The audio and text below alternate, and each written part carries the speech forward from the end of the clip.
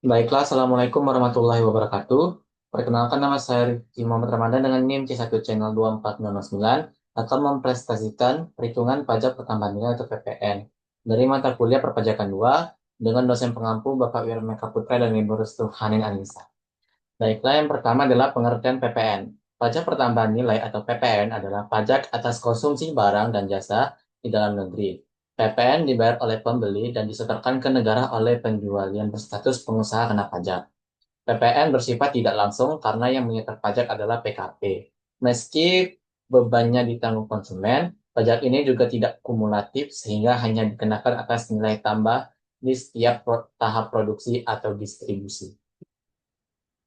Subjek dan objek PPN. Subjek PPN dibagi menjadi pengusaha kena pajak atau PKP. Wajib wajib memungut, menyetor, dan melaporkan PPN saat menjual barang kena pajak atau BKP atau jasa kena pajak atau JKP. PKP bisa berupa badan usaha atau individu yang memenuhi kriteria omset dan harus dikukuhkan oleh Direktorat Jenderal Pajak. Selanjutnya adalah non PKP. Tidak wajib memungut PPN, tetapi tetap membayar PPN saat membeli BKP atau JKP, dan tidak dapat mengklaim kredit PPN masukan. PPN dibebankan kepada konsumen akhir meskipun yang memungut dan menyetorkannya adalah PKP. Selanjutnya adalah objek PPN terdiri dari barang kena pajak atau BKP. Semua barang berwujud maupun tidak berwujud yang digunakan dalam transaksi ekonomi dan dikenai PPN, seperti elektronik, pakaian, kendaraan, dan properti. Selanjutnya adalah jasa kena pajak atau JKP. Semua layanan yang diberikan dengan imbalan dan dikenai PPN, misalnya jasa konsultasi, perawatan kesehatan, atau dalam kondisi tertentu, dan jasa pengiriman barang. PKP bertindak sebagai pemungut PPN, sementara konsumen akhir menanggung pajak yang dikenakan atas BKP maupun JKP. Selanjutnya adalah tarif PPN. Berdasarkan Undang-Undang Nomor 7 Tahun 2021 atau Undang-Undang Harmonisasi Peraturan Perpajakan, tarif PPN naik bertahap. 11% mulai 1 April 2022, 12% mulai 1 Januari 2025. Khusus untuk barang mewah. Kenaikan untuk barang atau jasa non mewah ditunda. Sesuai pasal 3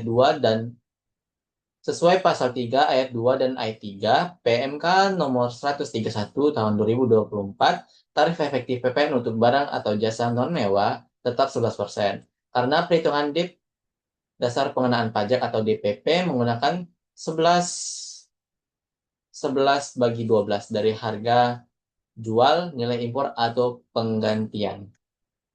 Selanjutnya adalah PPN masukan. PPN masukan adalah PPN yang dibayar PKP saat membeli barang kena pajak atau jasa kena pajak untuk keperluan usaha. Pajak ini dapat dikreditkan untuk mengurangi kewajiban PPN saat menjual barang atau jasa. Jika dalam satu masa pajak PPN masukan lebih besar daripada PPN keluaran, PKP dianggap lebih kelebihan bayar. Kelebihan ini bisa digunakan untuk mengurangi pajak di masa masa pajak berikutnya atau diajukan restitusi ke negara. PPN keluaran. PPN keluaran adalah PPN yang dipungut PKP saat menjual barang kena pajak atau jasa kena pajak. PKP menambahkan PPN ke harga jual, memungutnya dari pembeli, mencatatnya dalam faktur pajak, dan menyetorkannya ke negara. Meskipun beban pajak ditanggung pembeli, PPN keluaran dicatat PKP dan dibandingkan dengan PPN masukan untuk menentukan kewajiban bayar atau kelebihan bayar.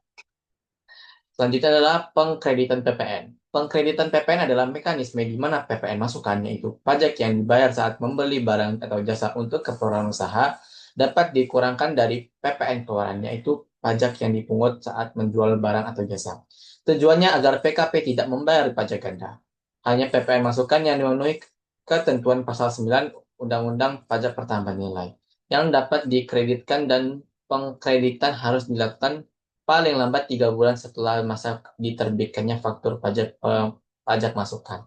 Dengan mekanisme ini, PKP cukup menyetorkan selisih antara PPN keluaran dan PPN masukan ke negara. Rumusnya adalah PPN keluaran dikurang PPN masukan, hasilnya bisa PPN kurang bayar atau lebih bayar. Misalnya PPN keluaran lebih besar daripada PPN masukan, berarti itu adalah PPN kurang bayar, harus segera disetorkan ke negara. Kalau PPN keluaran lebih kecil daripada PPN masukan, berarti PPN tersebut itu lebih bayar. sehingga dapat dikompensasikan ke masa pajak berikutnya atau diajukan restitusi. Contoh soal PPN, ini yang contohnya kurang bayar. Datanya adalah PT AAA memiliki data PPN sebagai berikut. PPN keluaran atau yang menjual barang kena pajak senilai 100 juta. PPN masukan adalah pembelian perlengkapan usaha sebesar 90 juta. Jadi kita hitung PPN keluaran dikurang PPN masukan. Jadi 100 juta kita kurangkan 90 juta akan mendapatkan hasil sebesar 10 juta. Ini adalah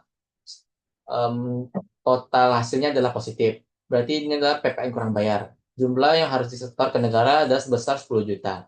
Batas waktu pembayarannya adalah PPN kurang bayar untuk masa pajak Mei 2025 ini, contohnya paling lambat tanggal 15 Juni 2025 atau di bulan berikutnya pada tanggal 15. Selanjutnya adalah setelah disetor, PKP melaporkan PPN tersebut dalam SPT masa PPN untuk bulan Mei 2025. Dengan mekanisme ini, PKP hanya membayar selisih antara PPN keluaran dan masukan, sehingga tidak terjadi pembayaran pajak berganda. Sekian dari saya akhiri. Wassalamualaikum warahmatullahi wabarakatuh.